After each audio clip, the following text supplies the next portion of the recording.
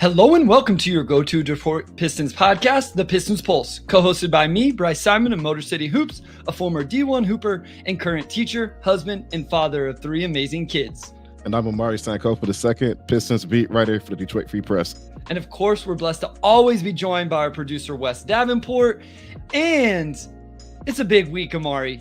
We tweeted about this, we texted about this, we talked about this. This is kind of the start of a lot of really fun content, a lot of decisions. We don't have to project and predict as much anymore. We can just give our analysis on things. So I'm really excited for this episode, but also the episodes we have coming up here shortly. Before we get started, Omari, I wanted to give a chance. We don't do this a lot. Plug everything, all the articles you've put out, because I'm sure people are going to ask questions and want to know stuff. Let everybody know what you've written about here recently. Yeah, I mean, I've been writing a lot of stuff this past week. I have a lot of coverage from the Trajan Langdon conference on Friday, which a lot's happened since our last episode. They parted ways with Monty, and then press conference happened like 2 days later. So a lot of coverage on that. I have draft coverage from the past few days. I have a new mock draft going up the morning of the draft Wednesday. And man, just all sorts of content. Like, it's that time of year. I have trade projections looking forward. Just go on freep.com. To check all of that out. And then I'm going to plug this on the pod too. Like, check out Bryce's Substack, because he has a lot of great notes for the draft prospects. And I've actually been leaning on that among all the other analysis that's out there. So check that out as well.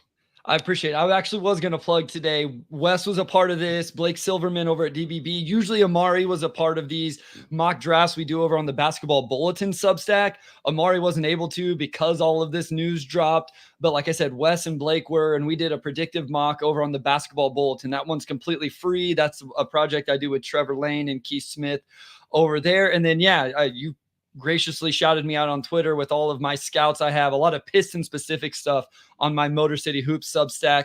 A few other things, guys, just some house cleaning. So Wednesday night, this stream will not be live. I will be over on Game Theory with Sam, but on the DBB YouTube, Wes and Blake and the DBB crew will be live for, I believe, the entire first round on Wednesday night. Not just the Pistons pick, but an entire first round. So you guys lock in over there and watch that with them.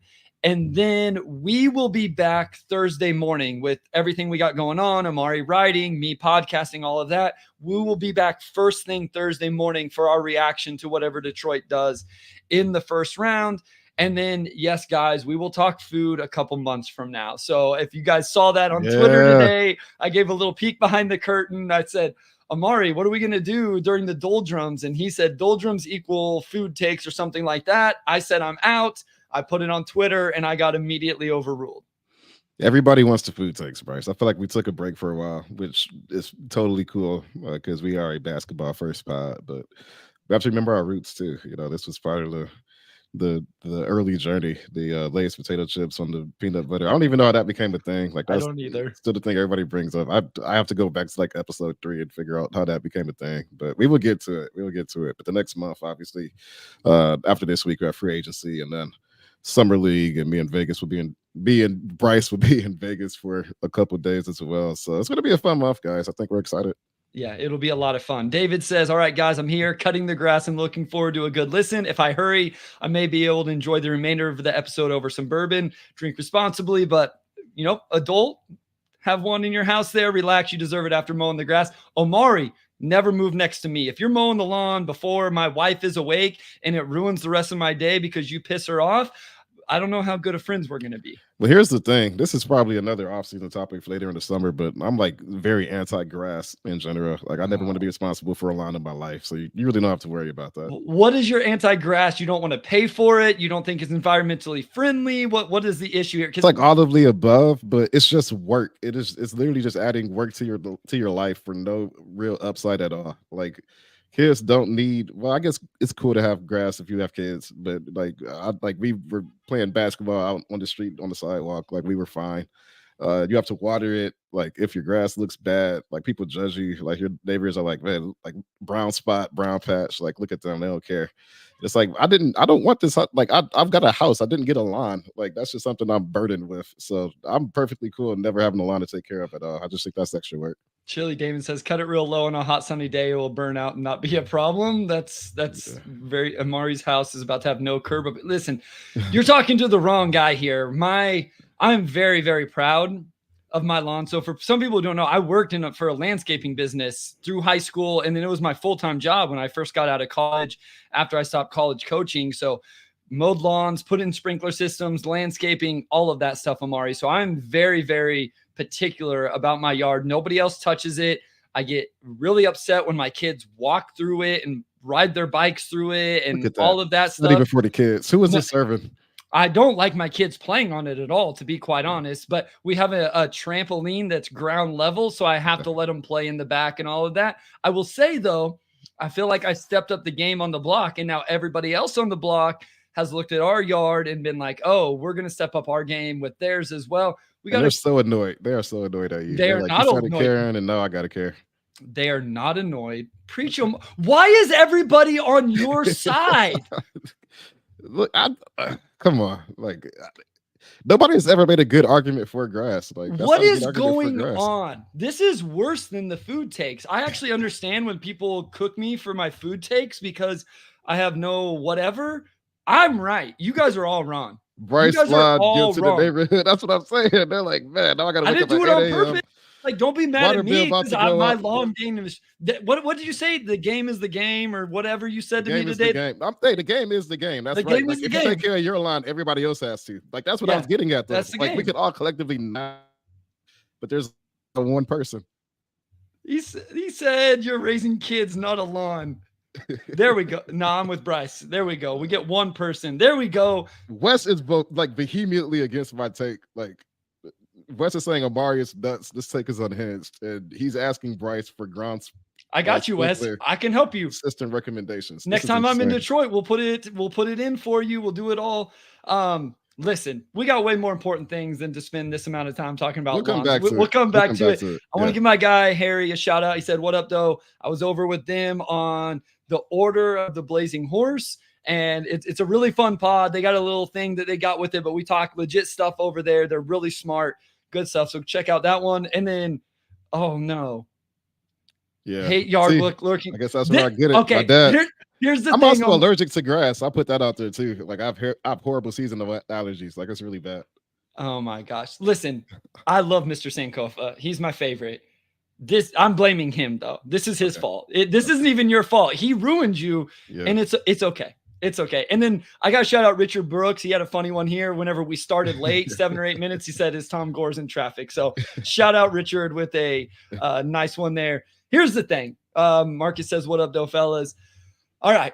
Omari, speaking of the press conference, we don't have to talk about you guys waiting. You also, speaking of things, your fault. That was your fault. You sent out a tweet. We're all here. It's going to get started on time. And then an hour later, nobody was there. So you jinxed it. That was your fault that it got started an hour late. There we go. I did. Okay. I did. Your takeaways. Where do you want to start? When you talk about your takeaways from the Trajan presser or Monty Williams firing, all of this kind of the same thing?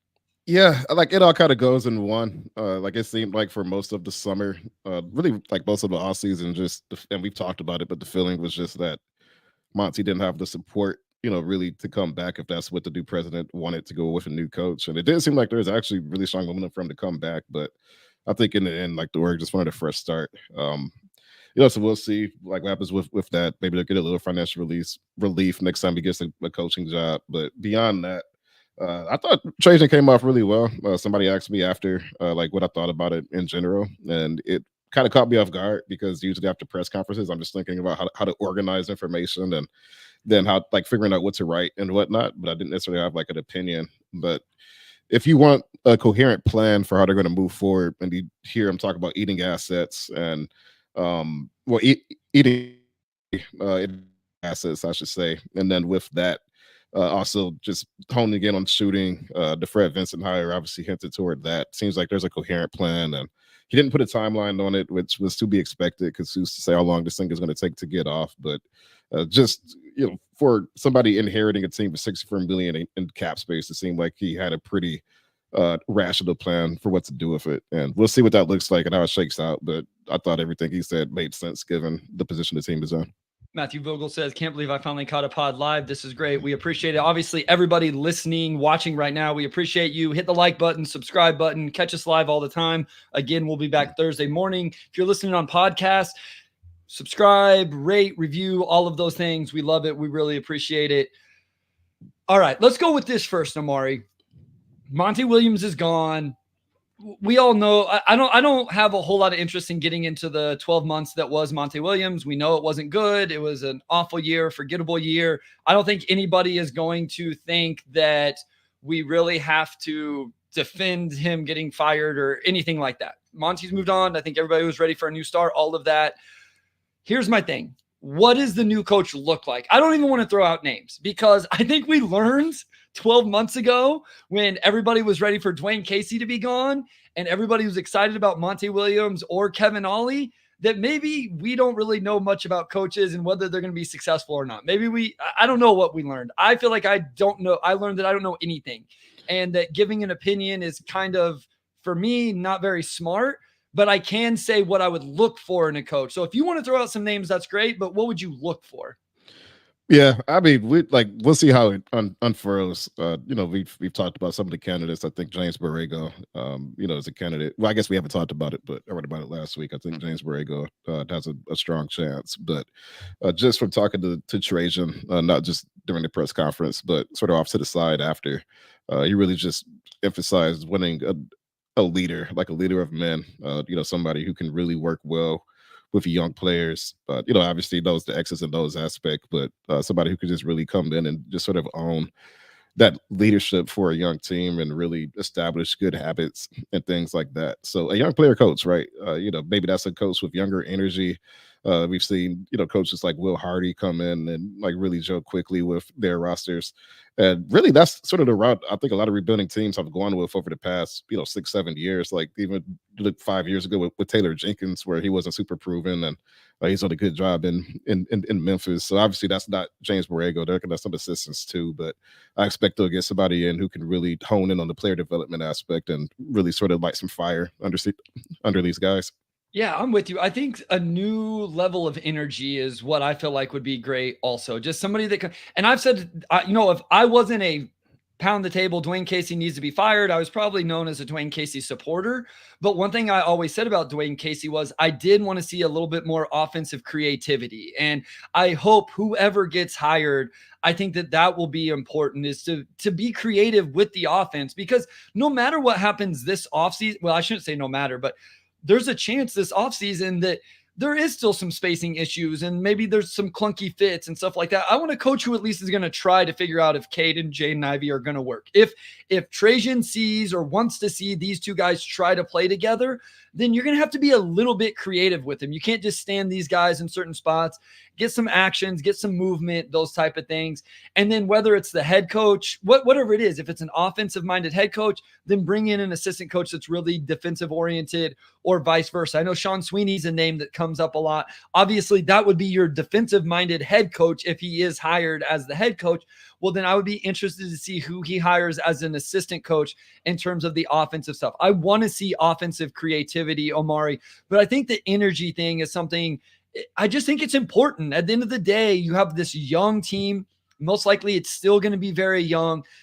Just somebody that kind of has the appetite for and the energy and enthusiasm for growing these youngsters up and just understands what it's about. And I do want to, as we transition to Trajan, it does seem like Trajan was adamant about having one kind of focus and goal and path. Did you get that from the press conference as well? Because that's something I've talked about and I think is important.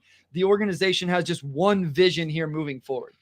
Yeah, I mean, that's really what they've emphasized, is just everybody being on the same page. Like, I think we have seen this front office get a bit splintered, especially once the losses start piling up. And, everybody has an idea for how to sort of get this thing going, right? And you look at a guy like Trajan Langdon, who's coming in with an outsider's perspective, which is probably important in the grand scheme of just moving this thing forward beyond the past era. And Tom talked about him being like a CEO a lot. Like, I think at the end of the day, a lot of things are said during press conferences. You just kind of have to see how things play out. I think the goal of a press conference is to obviously build hype and say things that sound good. But With that, yeah, we are an adaptable coach who doesn't take stats and analytics as a personal win. So yeah, I just imagine that they're going to go with a coach who is an extension of the front office, essentially, right? Like it remains to be seen what they go with as far as analytics and everything else, but they're absolutely going to bring in a coach who's on board with everything the front office wants and understands coming in that this is going to be a rebuild job, right? A gut job. And what's interesting is that they have not hired a coach like that really in a long time. Stan Van Gundy was brought in to win. Dwayne was brought in to win. He became a rebuild coach. And then Monty essentially was brought in to win as well. So it's really a very different shift in philosophy compared to the last decade, really, of coaching hires for this franchise. Travis Rosinski says, I'm here for the food debates. Why are we talking ball? What's up, Omari and Bryce? Yes, you missed it at the beginning. So if you want to go back, if you weren't here from the start, the first 5 minutes were food and lawn takes and all of that. So yeah, I'm interested to see who they hire. Somebody brought up by Summer League. Summer League, I think, starts on the 11th. Obviously, you'd want to staff together so you can pick which assistants are going to coach Summer League and all of that. I mean, ideally, they would know who their coach is before they make this pick on Wednesday, because again, if you're going to have this shared vision, you would want to draft a player that this coach is going to like and fits what's going on in his system and all of those type of things. So what did you mentioned a little bit earlier, what did you think just in terms of the vibe of Langdon with the roster, how he's going to try to build this out specifically in the short term? I think you mentioned, and I think one of my biggest takeaways, and we'll talk draft in a second, trading out, all of that. Let's save that. But in general, I think there was a specific mention of taking on quote unquote bad money for future assets, but that bad money being players that could actually contribute. Am I paraphrasing that correctly? Was that kind of your vibe with maybe a little bit of how this cap space would be spent? That was my vibe. He talked, yeah, I mean, as you said, he talked about both, right? Like eating salary for assets, but also bringing in veterans who can really lift the floor and sort of get these young guys the support that they need. Maybe you can check both boxes at the same time. Like, let's say, like, this is probably an extreme example, but obviously there's a lot of speculation about Zach LaVine, and if they just end up salary dumping him, like if you get a first to take on Zach LaVine, and that's a lot of salary, but obviously he can still play. It's not like he can't play. It's just that he's been hurt. So there's a lot of risk with that, but he would accomplish your goal essentially of doing both, right? You're eating salary for a first round pick, and now you're even in first round picks. You don't just owe a future one anymore, which opens up a lot of flexibility. But you also bring in somebody that can play. Just another speculation name, Andrew Wiggins. Like he's had some, I think, just some behind the scenes stuff he's been dealing with. Obviously, a guy that can still play if you take on assets and you can sort of rehabilitate, I guess, for lack of a better word, some of these guys, then maybe you're in good shape. Or maybe you do both, right? Maybe you just take on bad salary. You don't expect much from it, but because you have 64 million, you can still invest about 30 million of that into whatever free agents. You might be able to get two really solid guys around 15 million per. Those are all options when you have the most cap space in the league. So it'll be some juggling for sure. I'll be curious to see how you want them to approach it, Bryce, but it seems like they could probably check both boxes just depending on who's trying to be dumped. Yeah, real quick. Sharon Dalton says, Amari and Bryce, will you guys be in Vegas for the Summer League? We will. I will be there the first weekend, Thursday night through, I fly back out Monday morning. So essentially Thursday night through Sunday. You'll probably be there a little bit longer. We will About plan the same, actually. Okay, yeah, perfect. Lucky you. Please.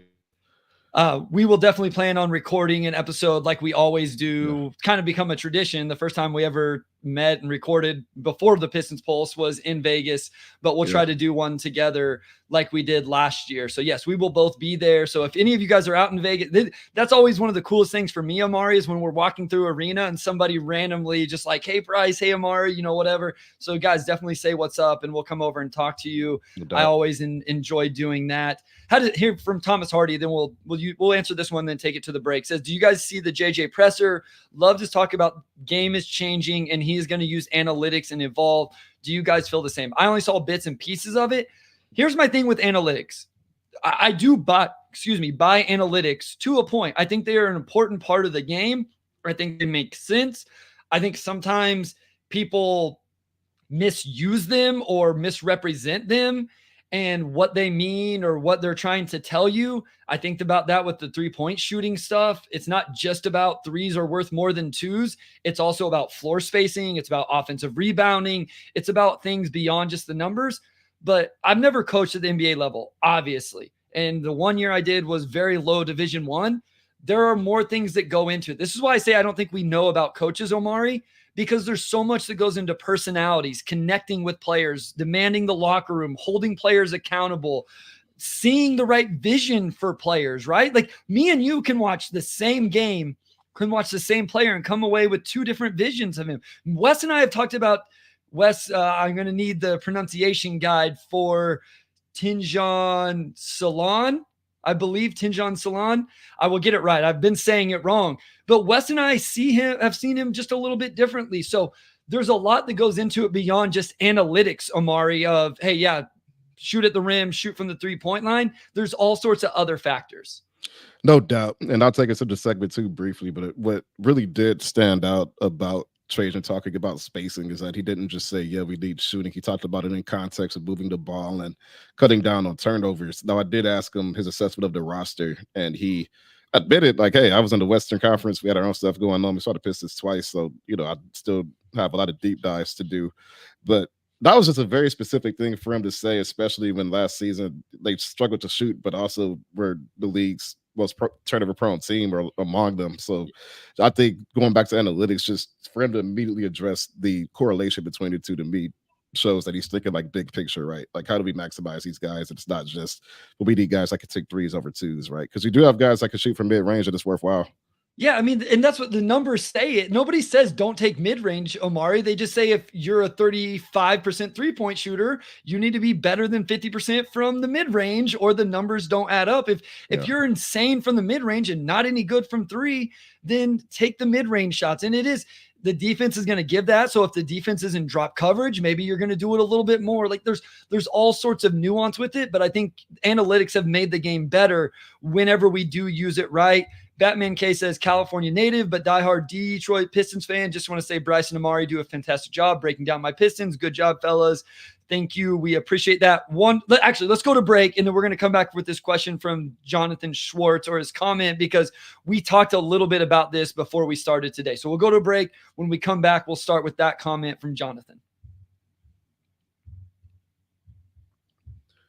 All right, we're back with segment 2, and we're going to start to dive into some draft stuff. We're going to start with this comment from Jonathan Schwartz. I don't think they want to get all that better. It's pretty clear Langdon doesn't want to miss out on the 2025 draft. Like, I think that's a valid point. Like, obviously, that's the Cooper Flag draft. And not just Cooper Flag, but there's several players at the top who could be transformational for the Pistons. But I would also say that that's just a natural consequence of inheriting a 14-win team. Like, there's probably only so much you can do to meaningfully move that needle forward until you actually have like a genuine star you could build around. I'm not saying K's not going to be that. I'm just saying most rebuilds are some form of stasis until you really get the gears going on that, and then you figure out what could add, and then you really start to invest in that. So I would say if I'm a president inheriting a 14-win team, like I'm mapping out the next 3 drafts. Like I'm just doing this with the expectation that's going to take longer. And if we beat expectations, cool. But I don't think you set high expectations or put a clock up to get better, especially when you know that those types of prospects are coming along. And listen, guys, we're 12 months away from the 2025 draft. Yeah. And so there's a lot that could change in terms of who plays well, who explodes, all of those. Willie brings up Nolan Traore. That's a name. Ace Bailey, VJ Edgecombe. I like Common Malawak. I'm really interested to see how he looks. Drake Powell, Trey Johnson, all sorts of dudes that can play a little bit. So, and maybe it ends up being a flat draft like 2024, but I think there's a little bit more than just Cooper Flag where it's not number 1 pick or bust, at least for me right now. Now, do you want to be in the top 5, the top 3? Sure. But we've just seen this play out for 3 years where this team had one of the worst records and still picked at 5. We just saw the team with the 10th worst record jump all the way to 1. And so what I would say, and I was going to talk about this a little bit earlier when just team building, I think you asked me, I have changed a little bit of what I feel like this summer, Omari, I don't think for a little while I bought into potentially a Brandon Ingram or somebody like a second-ish star to get some buckets and really help move this thing forward. I've kind of reverted back to actually what Andrew Schleck talked about. Let's just fill this out with quality NBA players, really good role players that can space the floor, defend, and help this team, this organization figure out what is Cade Cunningham, what is Jaden Ivey, what is Jalen Duren. I don't think doing that, Omari, is going to get them to 35 wins or something like that. I think I said on a recent pod, I think it was Order of the Blazing Horse, get to 25 wins. Like, can we make an 11-win jump? Can this team make an 11-win jump? Maybe a 13, get to 27, 28. You're still going to finish with the 6th worst record or something like that, with odds to jump into the top 5, top 3, all of that. I would rather do that than win 15 games again and have the worst record and then still have a 50-50 chance of falling to 5. No doubt. And this is going to lead us into our draft debate a little bit. But again, yeah, I look at this draft. I was going to make a point, but like I completely forgot my point. Like, this is the first time that's happened to me on this pod. Like, I had a point in my head, and then it came back to me. We were so excited for this one, and I will say, Wes, you can. I feel like we've had more mess ups in the first 25 minutes than we've had in a while. I know I messed up the intro. I wasn't going to say anything because I messed up the intro before too. I was just like episode 129, and I messed up saying Detroit or something like that. And so it's one of those episodes. We got excited, and we sound like we're a little bit like it's our first one. No, listen. Let's get into the draft because I know that's what we have coming up soon. We can talk. We're going to have a little bit of time between the draft and the start of free agency to talk how this thing is going to build out real quick. Troy Weaver did get a position with the Washington Wizards. So just wanted good luck to Troy. Yeah, good luck to Troy. I know Pistons fans can have their feelings, all of that, whatever. I get it. But he goes back to the DMV area, gets a job there. My point came back to me. I'm just making it real quick. Hear it. Yes. No, you're good. We had this debate on social media earlier where, I tweeted the other day, like, I think the best player available at 5 might be Devin Carter. And I'm not saying the Pistons are going to take him at 5 or anything else. I'm just saying, in my opinion, I'm watching this dude, Devin Carter, and he's really good. And he might be the best player there at 5. When you look at this draft a few years down the road, and a lot of people were talking about, well, does he fit? This and that. And then this morning I posed a question, like, why are we talking so much about fit? Like, this is a 14-win team. Like, they just need structure. Like, they just need guys who can fulfill necessary roles. And I agree with you in that sense, where it's like, yeah, maybe it's not like an Ingram type swing. Maybe it is just let's get a vet that can protect the rim. Let's get a big wing that can shoot and also hold their own defensively. Maybe not lockdown guy, but at least do that. Let's add some defensive specialists. Let's just add these basic things that we lacked so that we could begin to turn the page and really see what guys like Ivy, Duran, Asar look like in a more stable environment. So I do subscribe to that. Like, I do think, in that sense, this offseason is really not about the big swing or fit or anything. It's just, let's just get some good players and then we can move forward from there. Yeah, I mean, I think we've talked about this where this team was one of the worst in the NBA when it came to three-point metrics. It was one of the worst in the league when it came to turnovers. We know the defense wasn't good. And on top of that, they fouled and put the other team on the free throw line all the time. Wes and I talked about this one. Those seem like the floor raising type of things, Omari, where even if you just shoot the 3 average, turn it over at an average rate, and don't put the other team on the free throw line at just an average rate, maybe you can, win some games more than 14. And it seems like any guys that can do that, you don't have to get a star to be able to do those type of things. It's why I always go back to, I stand by liking the Monte Morris move last offseason. The Joe Harris one, I was wrong 100%. It was not worth it. I get it. Yeah. Monte Morris. We didn't realize how injured he would be as well. Yeah. And some people say we should have. I get it. That's fine. Call us out for the Joe Harris one. I'm cool with it. But with Monte Morris, what does he do? He makes threes and he doesn't turn it over. I think that would have worked if he wouldn't have been hurt. And again, maybe people should have said, hey, you should have known he was going to be hurt. Back to Devin Carter. Here's my thing, Omari. I don't think they'll take Carter at 5. I don't think so either. I think Carter's might end up being a top 10 pick for those saying that 5's way too high. I think it's too high. I'd rather trade back and get him. I think Devin Carter has a real chance to end up in the top 10. And I think he's definitely a lottery pick. But if I said, what would you look for next to Cade Cunningham in the backcourt? Shooting, somebody that can second side create, and somebody that defends on ball on the perimeter against the other team's best player. You know what Devin Carter theoretically does, and all of these prospects are theoretical, space the floor. He played point guard in college, so he can second side create, and he is supposed to be one of the best point of attack on-ball defenders, definitely in the first round lottery. So in terms of fit, that was my big thing was he does fit, depending on what you want with Jaden Ivey and what you think about him, but I think he does fit in the backcourt. Now, you can make an argument you're too small with J.I., Sasser, and all of that. But my other thing as we get into this, Omari, they're going to draft over somebody at almost every position outside of just a couple. If you draft a big, if you draft somebody in the backcourt, the only thing would be really like a 4-man. I think that's why Ricochet. But I didn't understand the questions about fit with Devin Carter. Yeah, I would say a lot of people just saw 6'2", and they're like, why are we taking a 6'2" guard? Some people said, well, we have Sasser. I saw some people say, well, the league is going away from small guards, so why would we do that instead of a player with more upside? Which, like, I'm not saying those are not fair points. I just think it undersells what Devin Carter is as a player, just to say, oh, well, he's 6'2". He has a 6'9" wingspan, like a massive wingspan. And it's not just, he isn't just one of those dudes who has a massive wingspan but doesn't use it. Like, he uses it. He is a dog on defense, one of the best defenders in the draft. I feel good about him defending any player up to like 6'6", right? Like, you know, you could put Cade on the bigger player, but absolutely he's going to plug a hole for you defensively in that backcourt. He is an insane rebounder. He averaged over 8 rebounds a game. He was like the craziest outlier rebounder, one of the craziest outlier rebounders in college history, to be 6'2". And that's because he has bounce. Like, he's a great athlete. And Bryce talked about the playmaking, but the last aspect to him that I think completes it is that he shot 37.7% from 3 on tough volume. He was taking them from deep range, like even some from the logo. Like, they had some injuries, so he was the main focal point for the opposing team's game plan. Like, they were throwing defenders at him.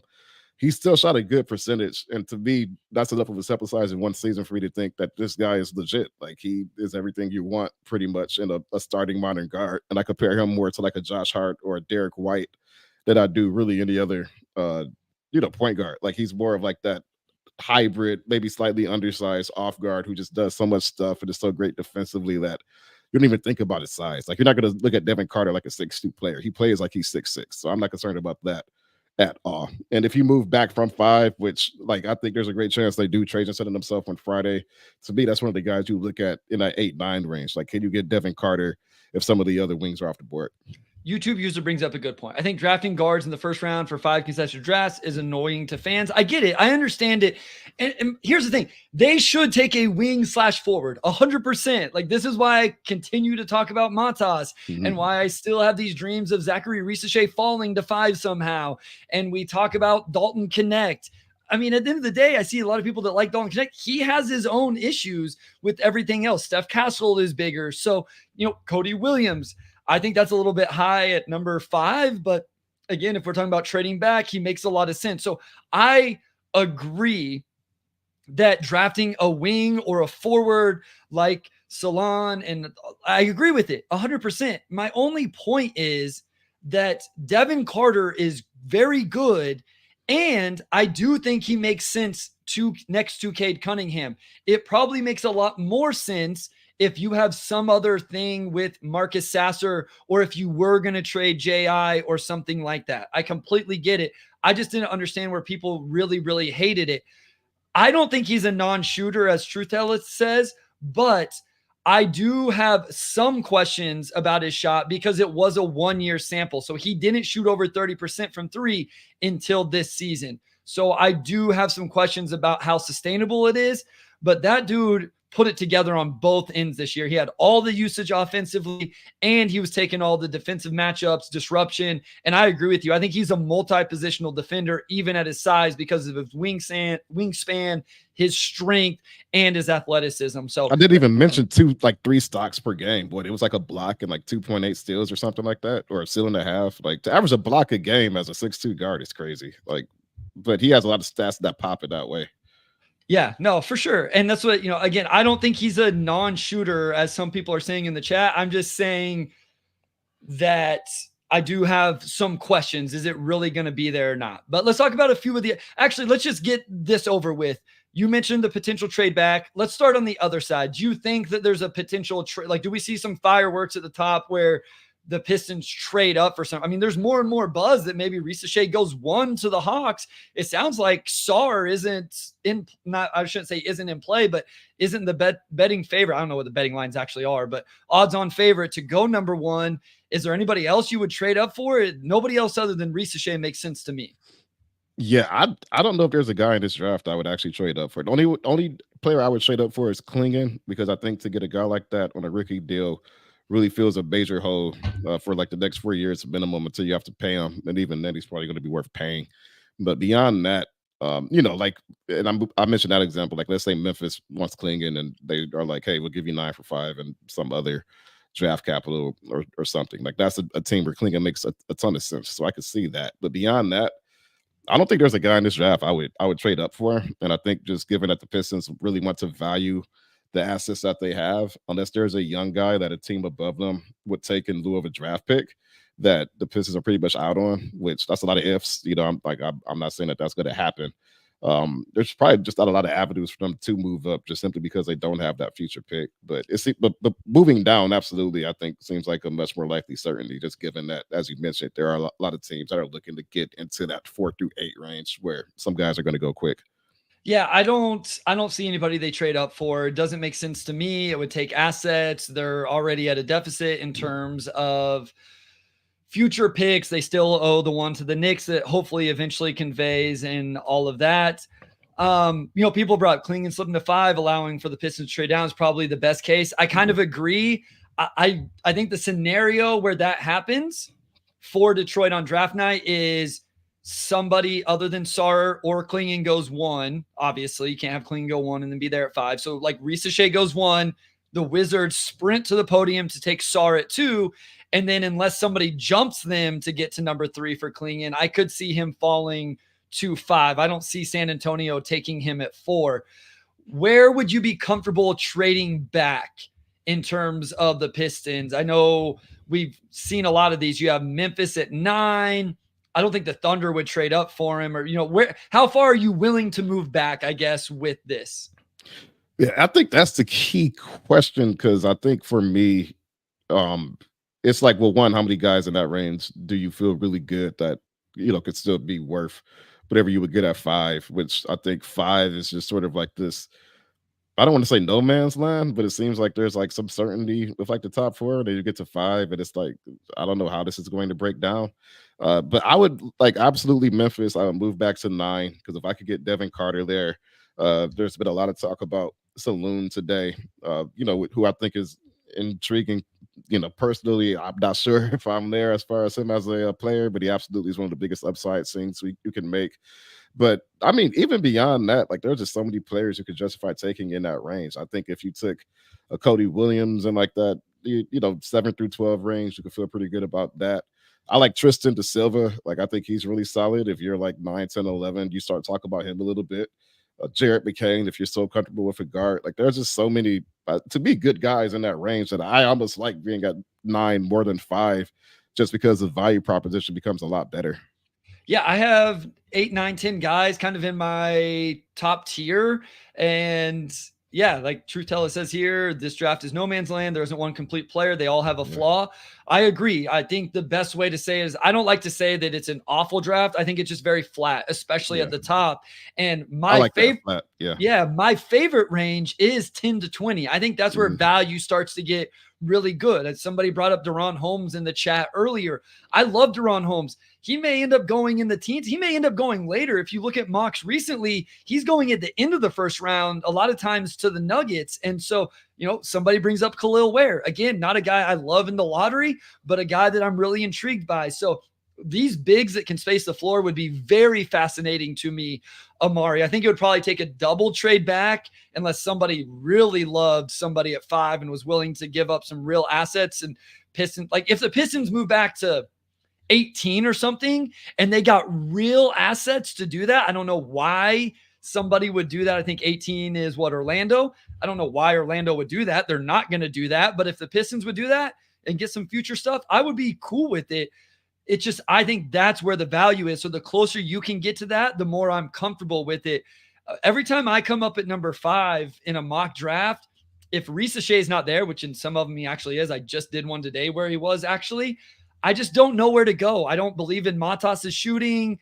I don't believe in Steph Castle's shooting. Reed Shepherd, Devin Carter, these guys are smaller guards. We've talked about that. Topic doesn't make as much sense to me. Ron Holland is very boom or bust. Klingon becomes, what do you do with Duran? It just becomes very convoluted at number 5. So I would love if they're on the clock at 5 and trade back. Absolutely. I think this is the perfect draft to trade back in. I'm going to go ahead and bring it to segment 3. And if you have any questions, feel free to bring them in. And otherwise, we'll just look through our last handful of guys who the Pistons could look at 5. All right, we are back with segment 3. So let's play this game. I think a lot of people would agree universally that 5 is sort of a weird spot to be just because you're not getting the certainty you usually want right there. What player do you feel the most certain about at 5 that's going to give you the return on value? So it's not necessarily like an upside question, right? Like if this player does X or this player does Y.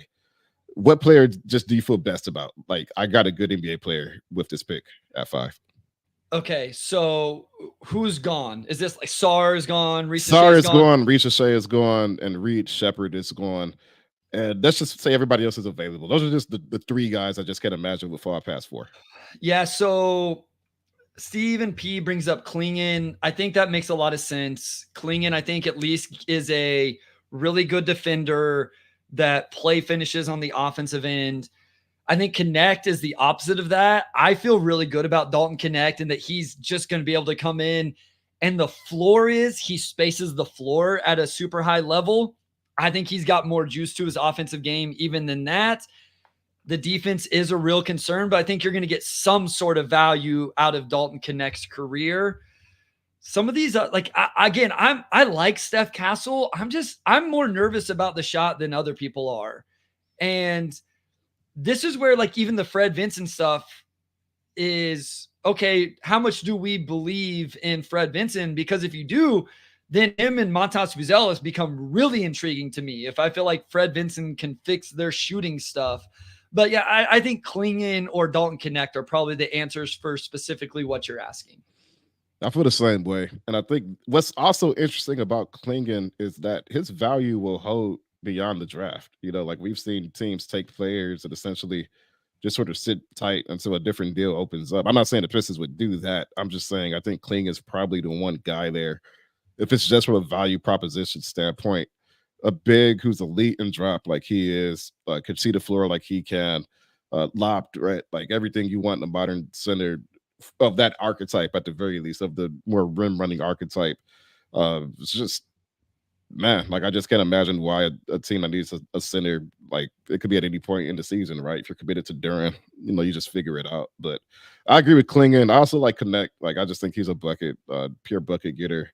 You don't have to think too hard about him. I don't know if he's a long-term starter or what, but I think he's a guy that can probably give you a pretty solid 12 to 13 a game. I think even as a rookie, just with the way he could shoot. Let's get into a couple other guys. We do have a few guys on this list here. I recall you being a Ron Holland fan. Yeah. I've not for Detroit. I've never been a Ron Holland fan for Detroit. I think Ron Holland, when you ask what is a valuable archetype in the NBA, I think two-way wings would be one of the very first things that people bring up, right? I think a floor spacing, rim protecting big is maybe the most difficult to find. I don't know. And I think it's kind of a cheat code. So I'm talking like the Chet Holmgren, Kristaps Porzingis, obviously Vic is getting there. Those type of bigs are insane. I'm talking about two-way wings that can get buckets on one end in any way, not necessarily just floor spacer shooters, but get buckets and then defend on the other end of the floor. And I think Ron Holland is the guy that has a chance to be that. My problem is my percentage chance for him actually hitting that has gone down a little bit even throughout the process. But I can't quit that archetype is valuable in today's NBA. I can't quit that the Ignite program was a complete disaster and was so bad they completely just wiped it out and got rid of it. And so I've held on to that just a little bit. His floor, as people, I'm sure somebody's about to bring it up in the chat, is Hamidou Diallo, who's not in the league. So I understand the floor is extremely low. The medium outcome to me is something like what we saw from Derrick Jones Jr. this year with the Dallas Mavericks. So you would hope that you get more than that, but maybe there is a medium outcome where he, on a right situation, right team, can still be valuable. But as somebody said, you already have a Sarr on this team. That's not great if then that's what Holland becomes. So I don't love Holland for Detroit, but for a team that has a chance to take a swing, like I think Utah at 10 is a really good spot that for Holland, and I think that's probably where he ends up. Yeah, I would say the one thing with the Holland and the Sar, like it's not ideal to have two young wings who can't shoot. Like I agree with that, but I trust Holland much more as a ball handler. I just think he's much more fluid with the ball, much more fluid getting downhill, and I think he's going to draw crazy fouls at the NBA. Like I Sure. think he's eventually going to get to become a player where, as he tightens his handle, as his shot improves, even without the shot, he's going to get to the line a lot. Like I just think he just has some innate gifts that in a draft like this, that's probably worth a little bit more. Jacob Hamburg says, "Do you think Ron can pass?" I think Ron is unselfish. He will get the selfish tag a lot. I don't think that he is selfish, but I do think he struggles to see the floor, make quick decisions. Ron Holland is an off the ball player to me. He is a wing playing off the ball, transition, come off zoom actions, those type of things. And then he can really defend. He has a motor. He's had that reputation since coming out of high school. So very interesting. I'm a little sour on him for the Pistons. I want to bring up a name to you because I've seen it a few times in the chat. Rob Dillingham, not even necessarily for the Pistons, unless they traded down. At least for me, it would have to be a trade down. What do you think about him in general? Where are you at with Rob Dillingham as you've looked into this draft a little bit?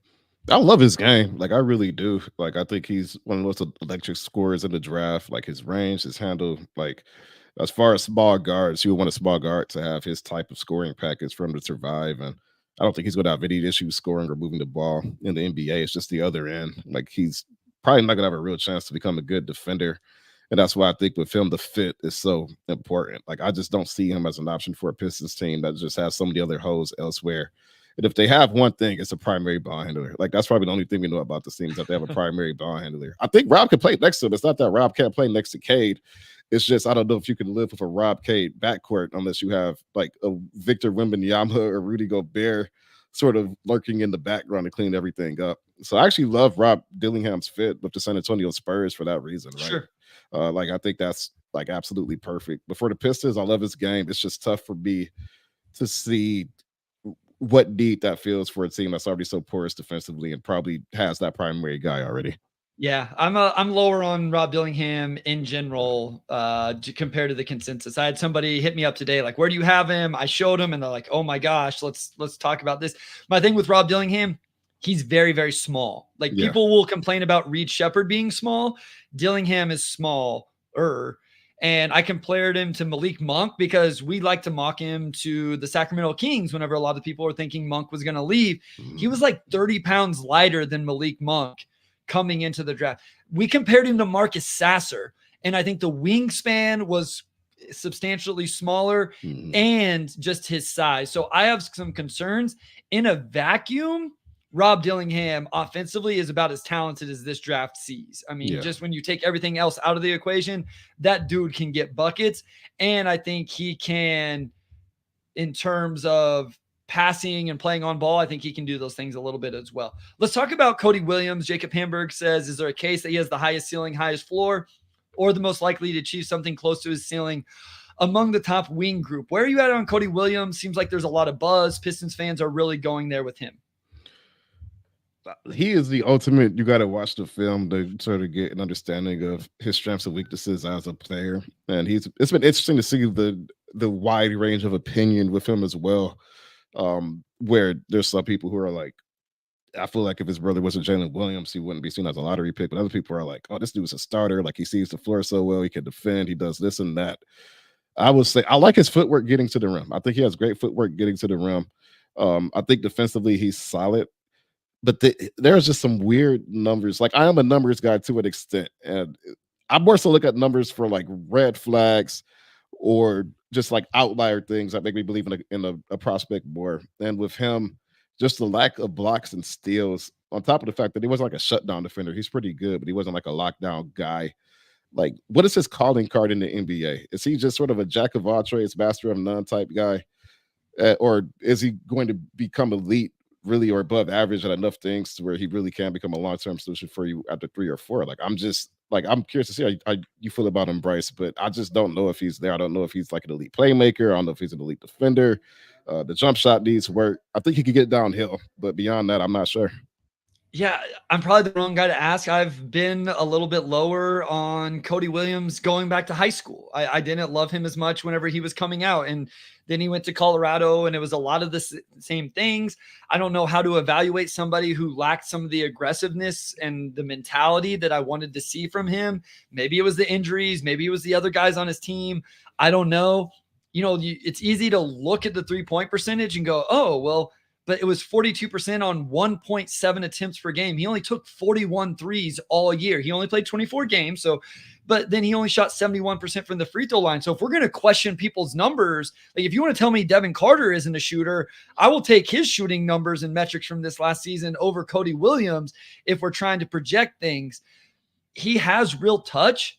He may be one of the best finishers of all the guys we've talked about just in terms of his touch around the rim. He had like the highest field goal percentage at the rim amongst all the players in this draft, right? Like I think somebody had a tweet where it was comparing the guys just at the top. Yeah. And like if you go to synergy, you go to half court at the rim, I think it's around 70%. It's one of the really good numbers. It is. It's a really good number. And so then that makes you think, well, maybe he can play through the contact and the slight frame and all of that isn't a concern. But Wes and I have talked about this. Are we thinking he's going to fill out his frame just because Jalen looks the way Jalen looks? I don't know if that's what we should do. We've seen siblings who don't build out their frames the exact same way. And so I don't know what to think about Cody Williams because of what you said, though, Omari.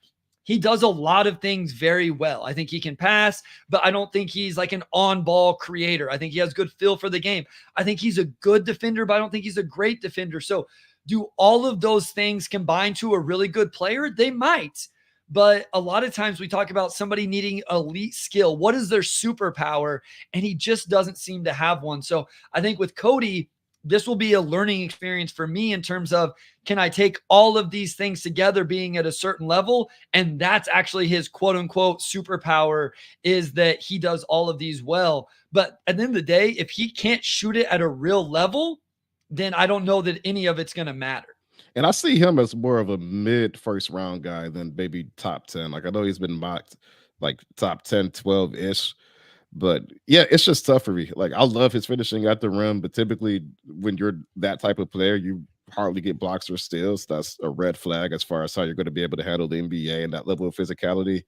And then it's just the shooting. Yeah, like I would love him at 15 or 16. I'm just like, it's going to be a learning experience for me as well, right? Like how much of this stuff, just pure processing, how much of that translates in the touch around the rim, which he does have, like, with both hands, how much of that translates to being able to space the floor. Let's talk about Salon. I know you kind of hinted earlier that you and Wes had differing opinions. So real quick, I've been saying it wrong. So listen, guys, I tried to go listen to videos of people talking in their games, and I swear announcers called him Salon. It came out today. I think it was NBA Communications, Wes. I think they had the initial tweet. It's Tijan Salon. Tijan Salon is how it's pronounced according to that. So I think that was the big one that I had been mispronouncing. So I want to get what your thoughts are on Salon, and then I will give mine. So I don't have like really, he's like one of the prospects I don't have really deep like thoughts on, just because like throughout this process, like he just wasn't a guy that was going to go at 5. So I haven't dove into him as much as some other prospects, to be 100% honest. Like what I have seen, I think he has the tools to be a really good wing. Like I think his shot looks fine. Like I think he plays really hard. I think he plays some physicality. I like all of those things. I think I do kind of fall into the Cody Williams issue. Like, what is this guy's skill going to be? Are you just comfortable with just waiting 2 or 3 years for the rest of his game to really fill out? And again, he's in that range for me where it's like, I think he could be a good pro. Like, I just don't know if, this is a team that can necessarily wait for him to begin to show that promise. It's also a possibility that he's way ahead of the curve compared to where people think he is. Like, I think he's an intriguing prospect. I think if you look at all the wings of this draft, I don't necessarily feel like Buzelis or Cody Williams or all these other guys are a significantly better prospect. Like, I kind of put all those guys in the same range in my head. But Salon, I love this offensive. Like, looks really solid. Like, I'm curious to see what he's able to round out. But I do think if you want to block a Clay, like let's talk about Clay. Like that's somebody you could eventually form into a pretty good basketball player. So I'm going to put a link in the chat for Sam and I over at Game Theory. You guys can click on that and go over there. We did a huge breakdown on Salon. I think it was like 40 minutes. I'm just going to read you my little thing. I think this is up on the Motor City Hoops. Prototypical 3-and-D forward that possesses all the qualities that go into that label for me, outside of, yes, this archetype, you have to be able to knock down, catch, and shoot three-point attempts, which is something that he is doing so at a quality level and has a free throw percentage that gives you more confidence. So quality, that may be a little bit too much. Ended up 32% on 4.5 attempts, 75% from the free throw line. I don't have synergy pulled up right now, so I'm not exactly sure what the straight catch and shoot numbers are. Mechanics of the jumper, while slow, are also something I'm willing to buy. Well-rounded off the player on offense. He's instinctual cutter, offensive rebounder, and may make as much of an impact in offensive transition than any winger forward in this class. Omari, when I tell you this dude runs the floor like nobody else, he runs the floor like nobody else. It's not just for him to catch and score. He draws other defenders into the lane that gets his teammates open. So I think that's a real impact, depending on what the new coach wants to do. Will leave something to be desired early in his career in terms of playing with the ball in his hands, but contribute to the offensive flow with ball moving passes. Absolute worker on the defensive end, might play with as much intensity and energy as anyone. Backs that up with a good understanding of team defensive schemes. Plenty of nuanced fundamentals he has to iron out, though, specifically screen navigation. And at times, he will be able to make an impact until he gets those things ironed out. But I don't think he's going to come in and start and play 30 minutes a game as a rookie. But I do think the rim running, the cutting, the defensive energy and intensity could get him some playing time off the bench at a position that this team, quite frankly, Omari, they need. They don't have that guy on the roster right now. No, they don't. I mean, if you're taking I think you have some of the same logic as a SAR last year, right? Where this guy just has physical tools you can't teach. And if the shot could come or this or that could come, he really makes a lot of sense. I know a lot of people are wondering if he's the next Sekou. And I think Pistons fans have like PTSD from France, just with the lack of success they've had with fresh prospects over the last 5 or 6 years. I don't know the difference between Sekou and Salon as prospects. Like I did not evaluate Sekou as a prospect in that capacity, so it's hard for me to make that comparison. I would say the swing skill with Sekou that never came together was his shooting, obviously, but also I think there's a level of intensity you have to play with to really, cut it in the NBA that he didn't like play with per se. So I'm not going to say these guys are similar prospects just because they're raw athletic guys from France. Like I really can't compare them at all, but I think with that, like everything I've heard about Salon, just about him as a competitor and, just as a person leads me to believe that it's not going to be an intensity issue with him. Yeah, I wasn't here for Sekou either. He was already on the team even when I started the Piston stuff, and I wasn't doing draft stuff at all until the last couple of years. This is the part of it I hate. I just don't have the history. People will ask me, I think I was doing a Thunder podcast, and they asked me to compare him to Ousmane Dieng, and I'm like, I didn't evaluate Ousmane Dieng. So you guys tell me what Ousmane Dieng was supposed to be, and then I will be able to compare whether, and it ended up that they weren't alike at all because Ousmane Dieng was supposed to be able to play with the ball in his hands and do some things like that. That's not Salon. Like Salon is not going to play with the ball. He is an off the ball forward that plays in the corner, cuts, dunker spot, offensive rebounds, those type of things. So I think he's interesting. Let's finish up with a couple here. We talked about the big, so I just want to shout out here, really starting like Tyler Smith's game. He's my sleeper guy this year. What do you think about, I mean, you would have to really be able to trade back. I mentioned Deron Holmes, Kyle Filipowski, Tyler Smith. I don't think they want to trade back into the first round. That doesn't make any sense at all to me. Do those guys interest you, I guess, is my question, Omari, if they traded back twice or really took a big leap into the late lottery, middle of the first round in terms of those kind of archetypes of bigs that can stretch the floor a little bit? Yeah, the back half of this draft is interesting because I don't know about the bigs in this draft necessarily. Like, I don't know if Tyler Smith gives you enough outside of the shooting aspect, Sure. which is still very much developing. I may be a little bit lower on him than the average, but I do see the appeal with him. But if I'm moving back to that extent, I'm looking at Johnny Furphy. Like, I think he is just like big wing, like can really shoot the ball. 19. I think he's going to be good. I'm looking at Darren Holmes, like, like I'm surprised he's being marked as low as he is. To me, he should be in that range of 14 through whatever. Yeah, like I like 10 through 30 in this draft more than like the top 10, I think, in general. So if you're giving me enough assets, like I'll move back to 22 and still probably feel pretty good about it. I don't know if you feel like it has that type of depth, but that's how I feel. Yeah, no, that's 100% where I'm at. Yeah. And I should mention Salon is only 18 as well. He doesn't turn 19 till August. So I do factor in age a little bit with these guys. I think it matters at the end of the day. There's a difference between a 18-year-old and a 23-year-old and how long they've had to develop their bodies and work on their games and how many jump shots they've taken in their career and all of those things. So I do think it's important to factor those things in at least a little bit.